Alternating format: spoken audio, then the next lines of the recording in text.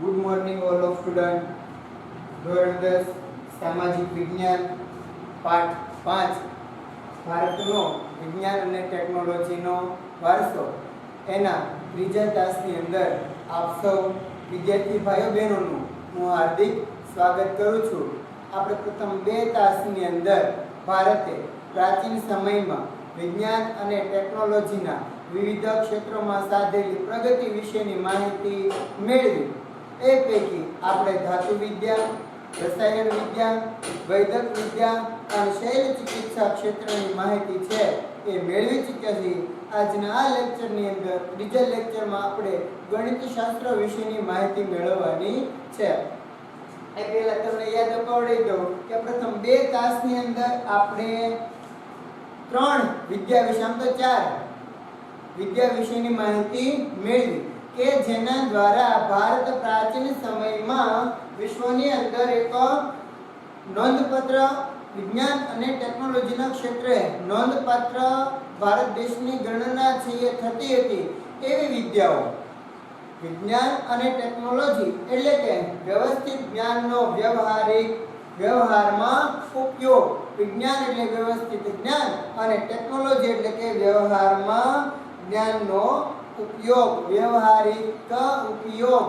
તો આવી રીતે છે વિજ્ઞાન અને ટેકનોલોજી ના ક્ષેત્રની અંદર પ્રાચીન સમયમાં ભારતે ધાતુ વિદ્યા, રસાયણ વિદ્યા, વૈદક વિદ્યા, શૈલ ચિકિત્સા, ગણિત શાસ્ત્ર, ખગોળશાસ્ત્ર, જ્યોતિષ, ભૂગોળ, આ બધા ક્ષેત્ર છે એ મહત્વનો છે ફાળો આપ્યો હતો.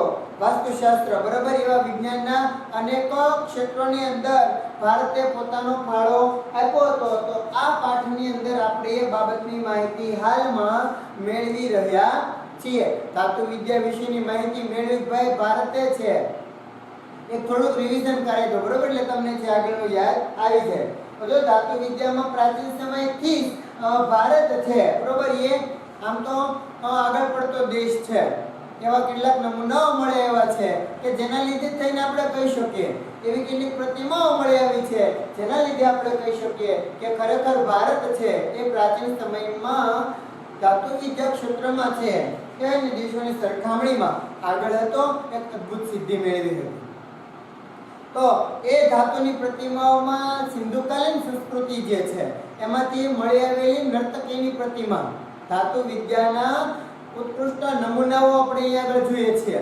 તો ભાઈ જે ધાતુની નર્તકીની પ્રતિમા મળી આવી તે કુષાણ રાજ્યોના સમયમાં શરૂ થયેલા, બરાબર, તક્ષશિલામાંથી પ્રાપ્ત થયેલા અને કુષાણ રાજ્યોના સમયમાં ભગવાન બુદ્ધની પ્રતિમાઓ, ચોલ વંશના રાજાઓની પ્રતિમા, એમના સમયમાં તૈયાર થયેલા ધાતુ શિલ્પો, ચેન્નઈના આંતરરાષ્ટ્રીય મ્યુઝિયમમાં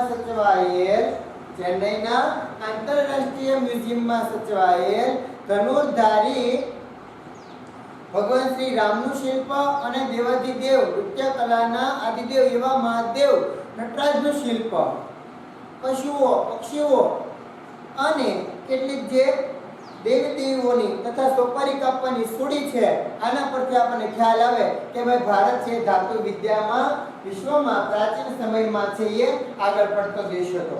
પછી આપણે જોઈએ તો રસાયણ વિદ્યા. તો ભાઈ રસાયણ શાસ્ત્ર છે પ્રયોગાત્મક વિજ્ઞાન છે. વિવિધ ખનિજો, છોડ, બરાબર, કૃષિ માટેના બીજ, વિવિધ ધાતુનું નિર્માણ કે એમાં પરિવર્તન, આરોગ્ય માટેની દવાઓ, એના નિર્માણમાં જે છે એ આ રસાયણ શાસ્ત્ર છે એ ઉપયોગી મનાય છે. રસાયણ શાસ્ત્રનો ઉપયોગ, બરોબર, એ આવી રીતે કરવામાં આવે છે. હવે જો ભારતીય રસાયણ શાસ્ત્રના પિતા તરીકે નાલંદા વિદ્યાપીઠના બૌદ્ધ આચાર્ય નાગાર્જુનને માનવામાં આવે છે.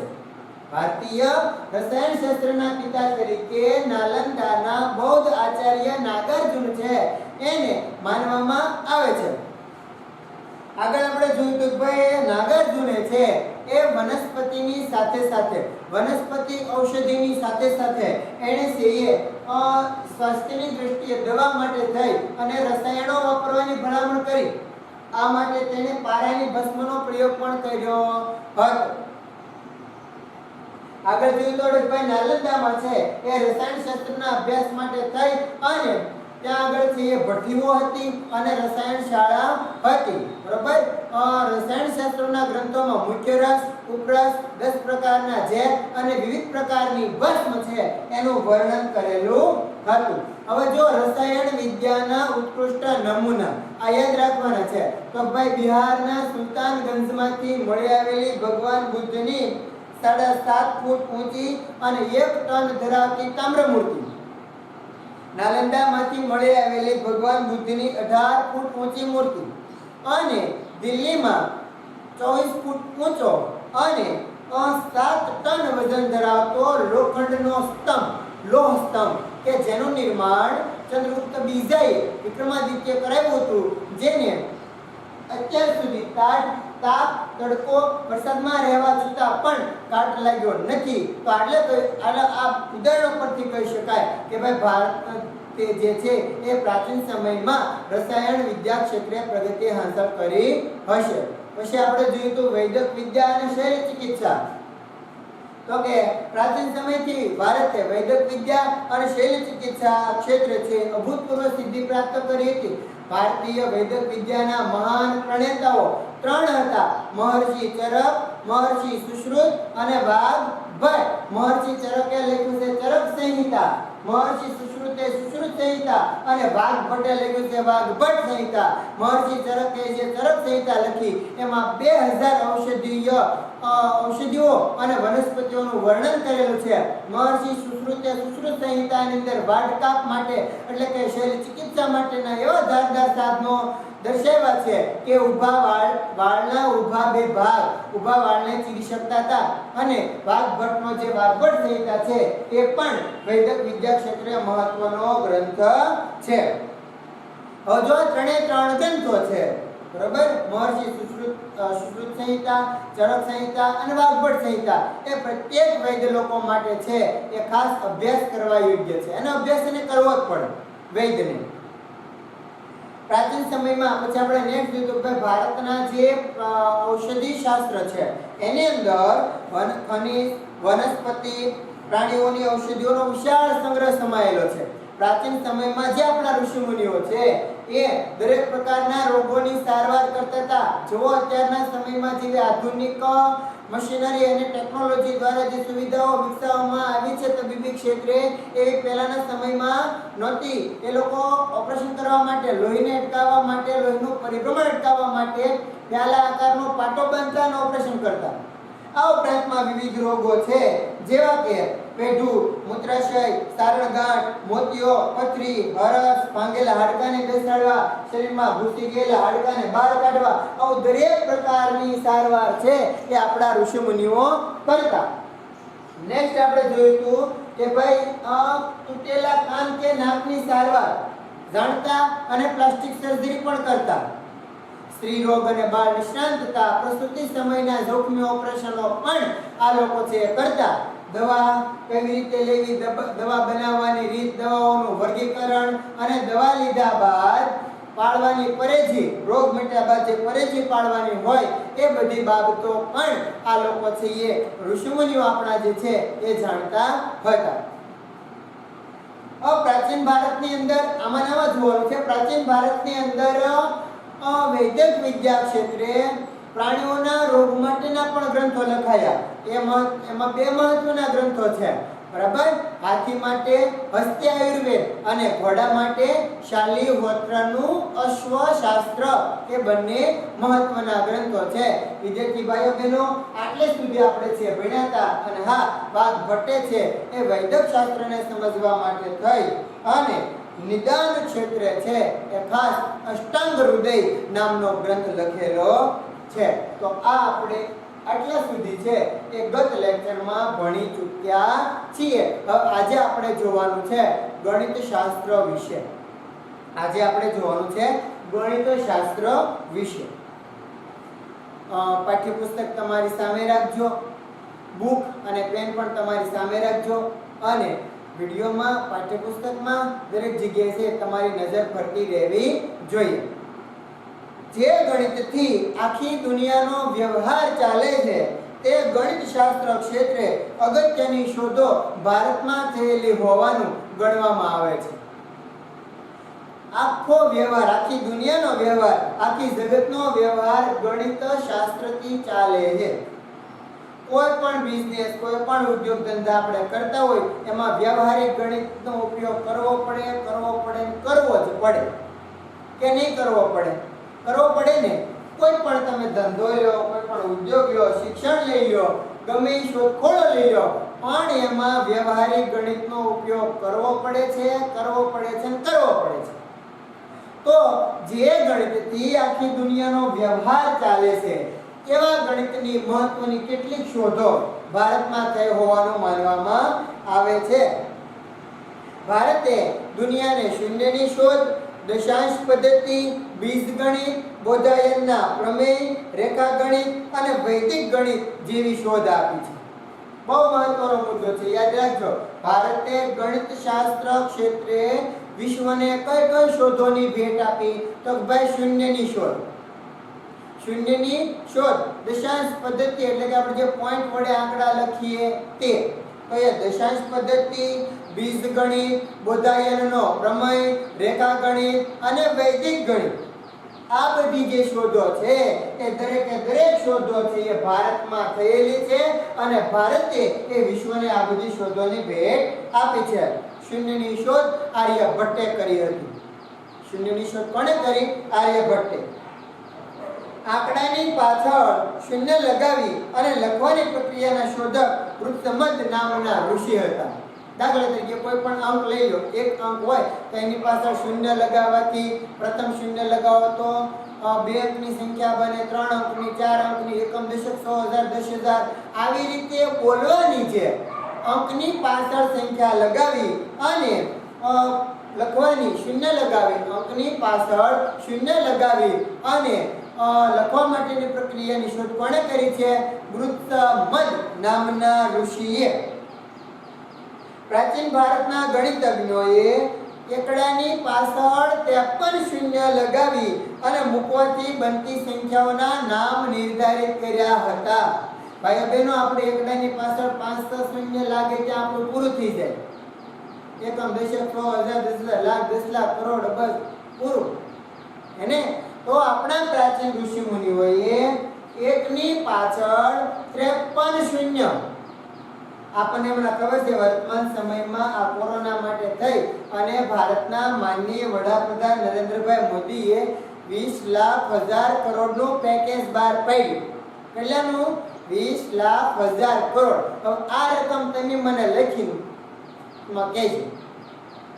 20,00,000 કરોડ કેમ લખાય એ તમે મને લખી દેશો. 20,000 કરોડ, સોરી, 20,000 કરોડ કેમ લખાય ને મને લખીને કહેજો કે 20,000 કરોડ આમ લખાય. તો જો આપણે જે ઋષિ મુનિઓ હતા એને એકની પાછળ 53 શૂન્ય લગાવી અને જે 53 શૂન્ય મૂકવાથી જે સંખ્યા બને એના નામો નિર્ધારિત કર્યા હતા. મોહેન્જો-દારો અને હડપ્પાના અવશેષોમાં તોલ માપના સાધનોમાં દશાંશ પદ્ધતિ જોવા મળી છે. પ્રાચીન સંસ્કૃતિઓ આપણી, બરાબર, હડપ્પા અને મોહેન્જો-દારો, તો એ સંસ્કૃતિમાં તોલ માપના જે સાધનો છે, વજન કરવા માટેના જે સાધનો છે એની અંદર દશાંશ પદ્ધતિ જોવા મળી હતી. દાખલા તરીકે 1.5 કિલો, 2.5 કિલો, 3.25 કિલો, 2.25 કિલો, આ દશાંશ પદ્ધતિ થઈને એને. તો આવી રીતે જે છે એ મોહેન્જો-દારો અને હડપ્પા સમયના જે અવશેષો મળ્યા એની અંદર આવી રીતે ખાસ કરી અને દશાંશ પદ્ધતિ છે તોલ માપના સાધનોમાં જોવા મળી હતી. નેક્સ્ટ જોઈએ, ભાસ્કરાચાર્યએ ઈસવીસન 1150 માં લીલાવતી ગણિત અને બીજગણિત નામના ગ્રંથો લખ્યા હતા. આટલું બોર્ડમાં એક વખત લખી લઈએ એટલે ફરી પાછું પુનરાવર્તન થઈ જાય. પહેલો મુદ્દો છે, જે ગણિતથી આખી દુનિયાનો વ્યવહાર ચાલે છે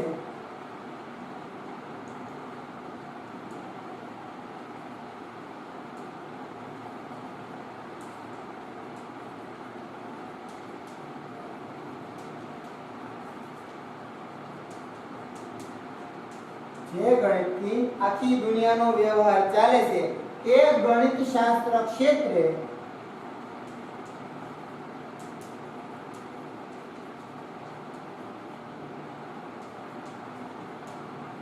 એ ગણિતશાસ્ત્ર ક્ષેત્રે અગત્યની શોધો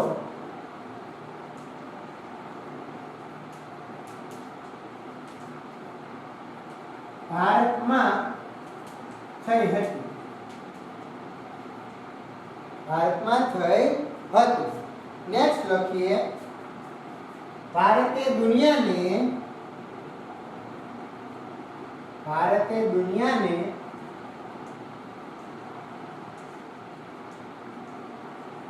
શૂન્યની શોધ,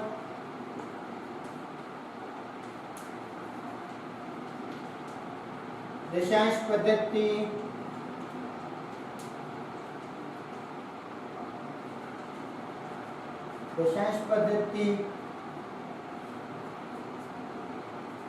બીજગણિત,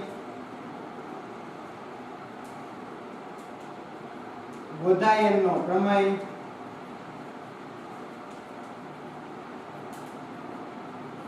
રેખાગણિત અને વૈદિક ગણિત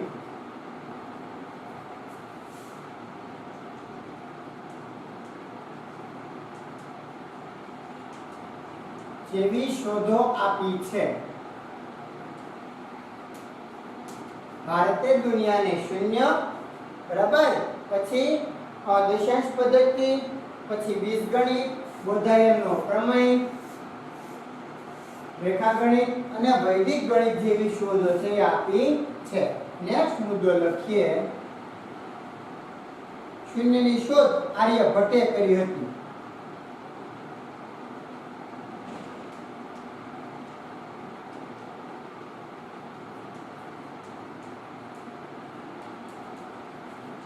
શૂન્યની શોધ આર્યભટ્ટે કરી હતી.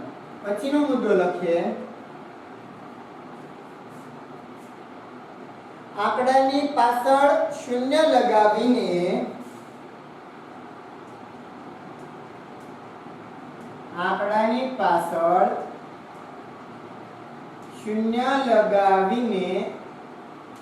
લખવાની પ્રક્રિયાના શોધક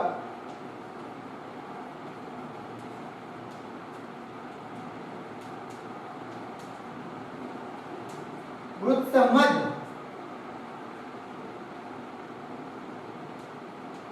નામના ઋષિ હતા.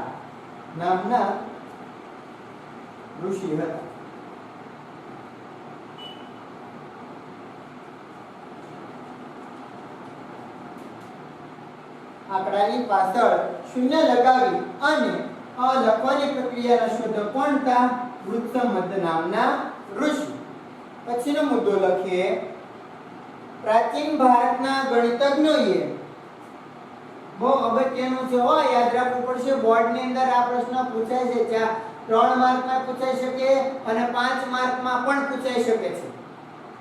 આ પ્રશ્ન ગણિતશાસ્ત્ર ક્ષેત્રે પ્રાચીન ભારતમાં થયેલી શોધ અથવા ગણિતશાસ્ત્ર ક્ષેત્રે પ્રાચીન ભારતના ઋષિમુનિઓનું પ્રદાન જણાવો. આ પ્રશ્ન 5 માર્ક્સ માટે બોર્ડમાં પૂછાશે. એટલે યાદ રાખજો, 3 માર્ક્સ માટે. લખીએ નેક્સ્ટ આંકડા 1 અંકની પાછળ પ્રાચીન ભારતના ગણિતજ્ઞોએ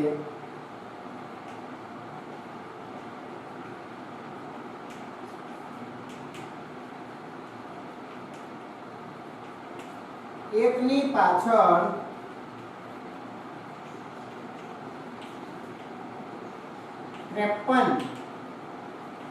શૂન્ય, એકની પાછળ 53 શૂન્ય મૂકવાથી બનતી સંખ્યાઓના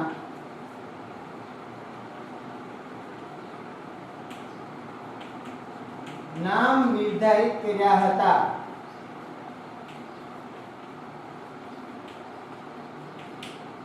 એકની પાછળ 53 શૂન્ય, એકની પાછળ 53 શૂન્ય મૂકવાથી બનતી સંખ્યાઓના નામ નિર્ધારિત કર્યા હતા. પછીનો મુદ્દો લખીએ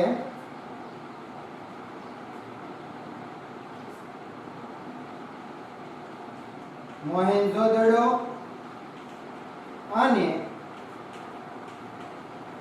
હડપ્પા મોહેન્જોદડો અને હડપ્પાના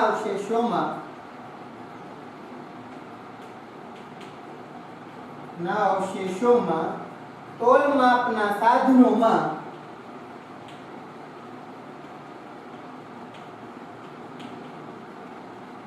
દશાંશ પદ્ધતિ જોવા મળી હતી.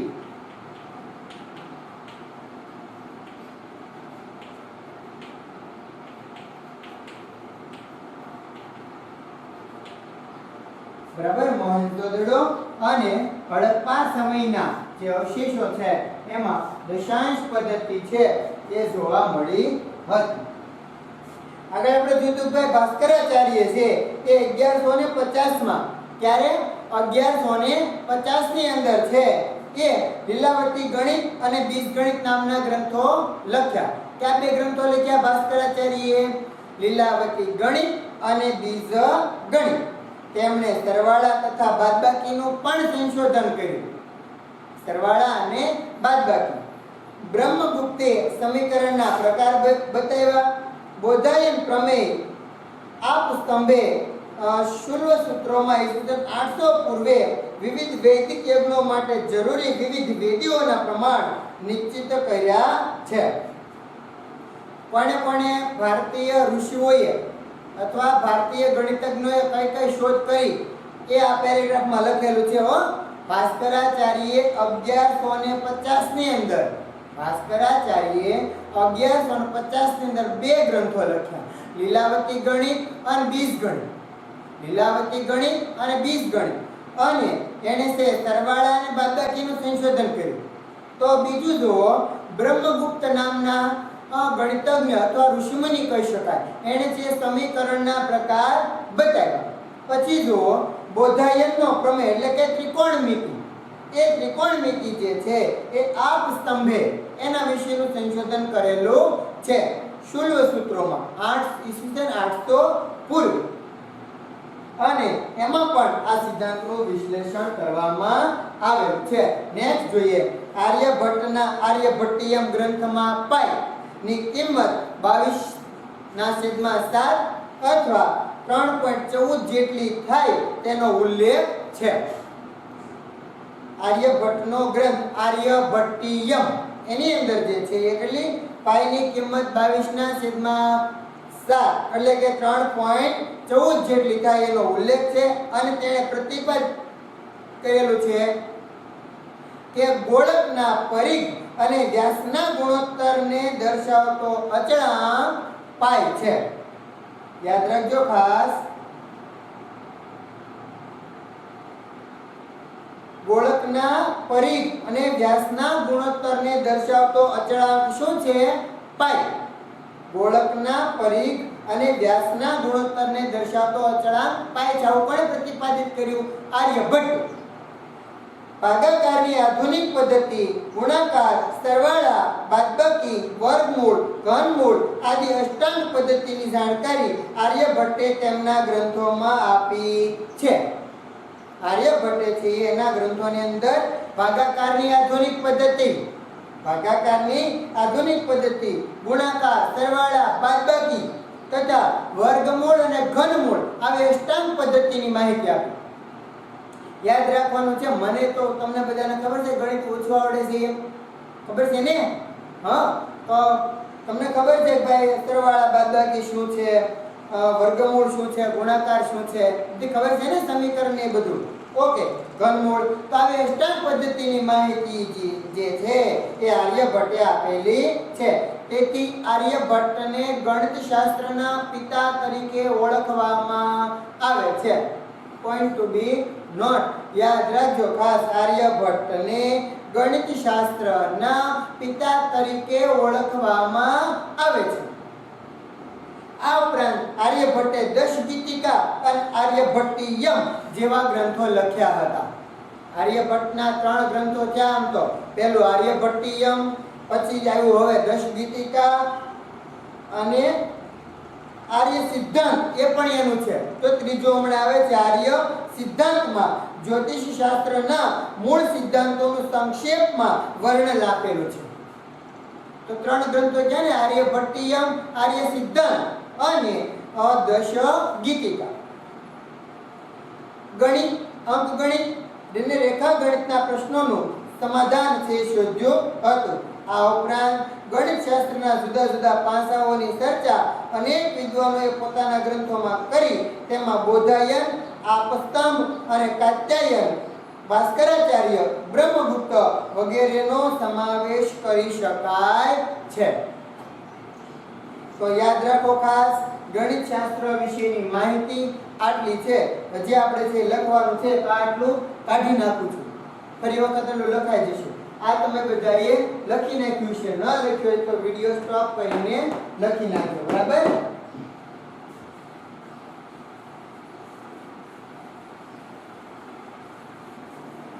ગણિત શાસ્ત્ર એના વિશેની એટલી માહિતી આપણે છે યાદ રાખવાની છે. મેં તમને કીધું છે 5 માર્ક્સ માટે, એટલા 5 માર્ક્સ માટે અથવા 3 માર્ક્સ માટે આ પ્રશ્ન છે ફરજિયાત પૂછાય છે બોર્ડની પરીક્ષામાં.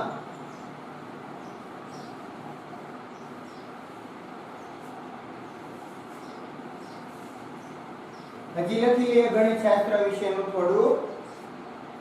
જો ભાસ્કરાચાર્ય ઈસવીસન 1150 માં આગળનો મુદ્દો થશે તમારે. ભાસ્કરાચાર્ય ઈસવીસન 1150 માં લીલાવતી ગણિત અને બીજગણિત, લીલાવતી ગણિત અને બીજગણિત, લીલાવતી ગણિત અને બીજગણિત નામના ગ્રંથો લખ્યા.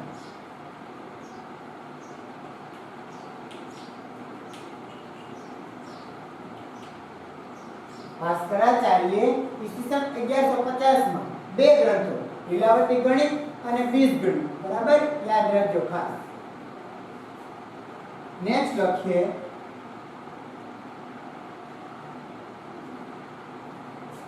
પછીનું છે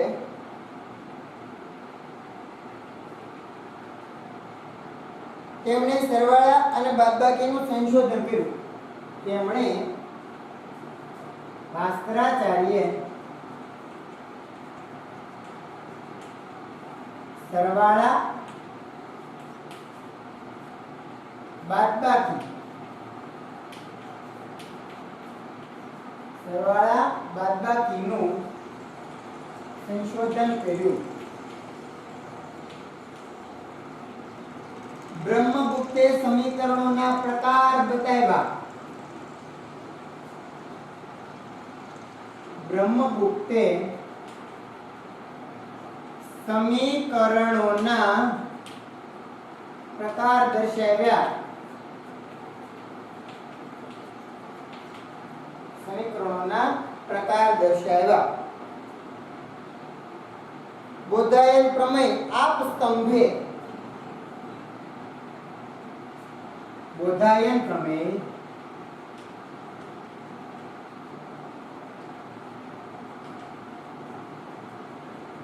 આપસ્તંભે શૂન્ય સૂત્રોમાં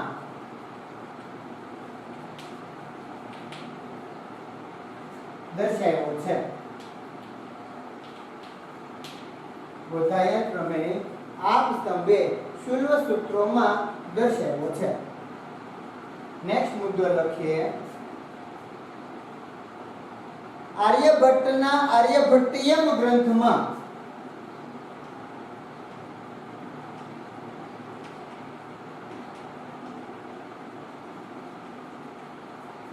આર્યભટ્ટિયમ ગ્રંથમાં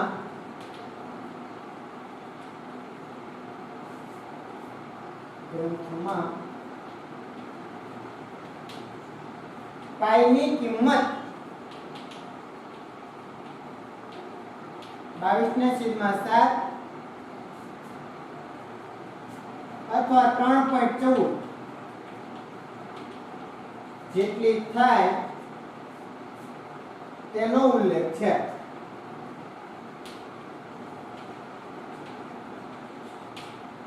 બરાબર આર્યભટ્ટીયમ ગ્રંથની અંદર શું છે પાઈ ની કિંમત 22/7 અથવા 3.14 થાય એવો ઉલ્લેખ છે.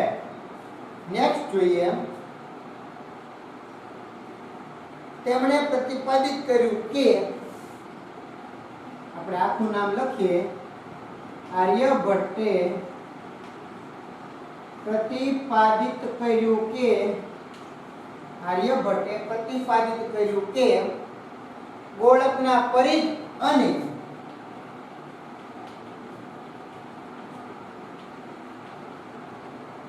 ગોળકના પરિઘ અને વ્યાસના ગુણોત્તરને દર્શાવતો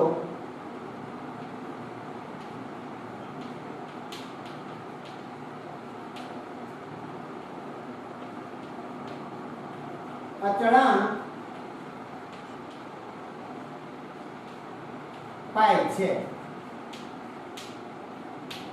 બરાબર આર્યભટ્ટે પ્રતિપાદિત કર્યું કે ભાઈ ગોળકના પરિઘ, ગોળક એટલે કે ઘન આખો, વર્તુળ નહીં પણ ગોળક એટલે કે આખો એની અંદર દ્રવ્ય ભરેલું હોય તેવો ને.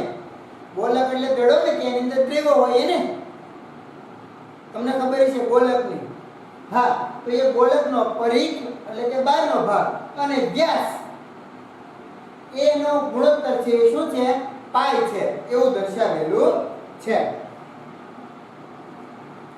નેક્સ્ટ લખીએ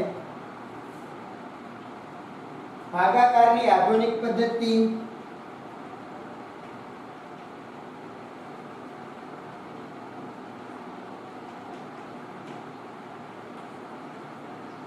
ભાગાકારની આધુનિક પદ્ધતિ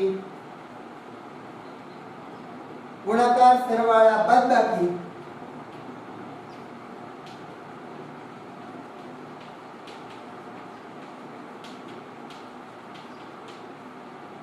ગુણાકાર સરવાળા બાદબાકી વર્ગમૂળ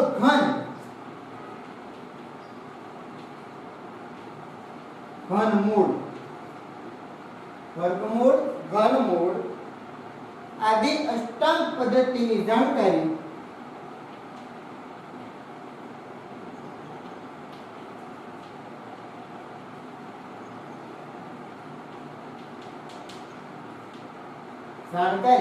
આર્યભટ્ટે તેમના ગ્રંથોમાં આપી છે.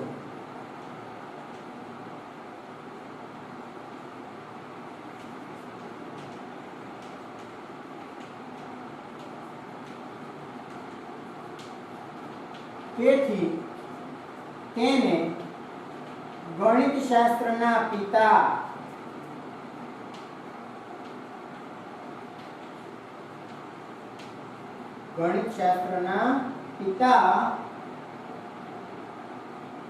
તરીકે ઓળખવામાં આવે છે.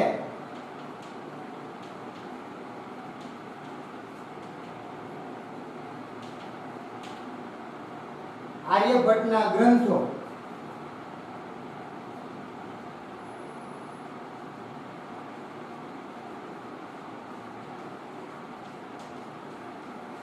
પહેલું આર્યભટ્ટીયમ,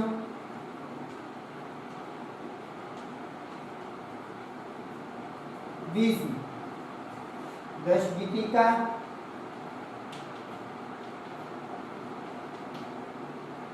અને ત્રીજું આર્ય સિદ્ધાંત.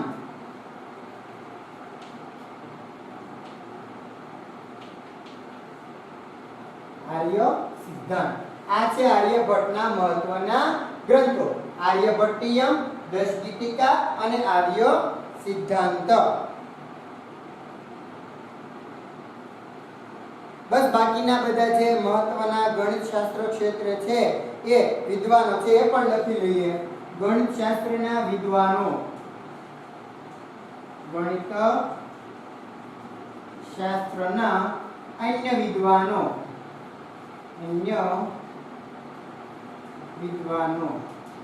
ક્યાં ક્યાં છે તો ભાઈ બોધાયન, આપસ્તંભ, બોધાયન, આપસ્તંભ, કાત્યાયન, ભાસ્કરાચાર્ય,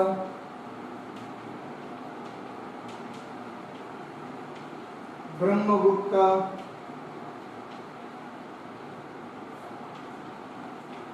આ બધા છે એ ગણિત શાસ્ત્રના અન્ય વિદ્વાનો છે કે જેને ગણિત શાસ્ત્ર ક્ષેત્રે છે એ ઘણી બધી શોધો આપેલી છે. આમાં આપણે ભણ્યા કે ભાઈ ભાસ્કરાચાર્ય છે સરવાળા અને બાદબાકીનું સંશોધન કર્યું. બ્રહ્મગુપ્તે સમીકરણોના પ્રકાર દર્શાવ્યા. બુદ્ધાયનનો પ્રમેય કોણે આપ્યો? આપ સ્તંભે શૂલસૂત્રોમાં, બરોબર. આર્યભટ્ટીયમ ગ્રંથમાં પાઈની કિંમત 22.7 અથવા 3.14 થાય એવો ઉલ્લેખ થયેલો છે. આર્યભટ્ટે પ્રતિપાદિત કર્યું કે ગોળકના પરિઘ અને વ્યાસના ગુણોત્તરને દર્શાવતો તણાવ કયો છે? પાઈ છે. યાદ રાખજો હો. ભાગાકારની આધુનિક પદ્ધતિ, ગુણાકાર, સરવાળા, બાદબાકી, વર્ગમૂળ, ઘનમૂળ આવી અષ્ટાંગ પદ્ધતિની જાણકારી આર્યભટ્ટે આપી હોવાથી તેઓ ગણિત શાસ્ત્રના પિતા તરીકે ઓળખાય છે. આર્યભટ્ટના ગ્રંથો 3: આર્યભટ્ટીયમ, 10 ગીતિકા, આર્ય સિદ્ધાંત અને ગણિત શાસ્ત્રના અન્ય વિદ્વાનોમાં બોધાયન, આપસ્તંભ, કાત્યાયન, ભાસ્કરાચાર્ય અને બ્રહ્મગુપ્ત છે. તો વિદ્યાર્થી ભાઈઓ બહેનો, આજે આપણે ગણિત શાસ્ત્ર વિશેની માહિતી આ લેક્ચરમાં મેળવી. આ સાથે ત્રીજા લેક્ચરને આપણે અહીંયા આગળ પૂર્ણ કરીએ છીએ. હવે પછી ચોથા લેક્ચરમાં મળશું ત્યારે પાઠ છે આપણે પૂર્ણ કરી દઈશું. ત્યાં સુધીમાં આ 3 લેક્ચર છે એ કમ્પ્લીટ કરી રાખજો. હવે મળીએ એક નવા આવતા લેક્ચર સાથે.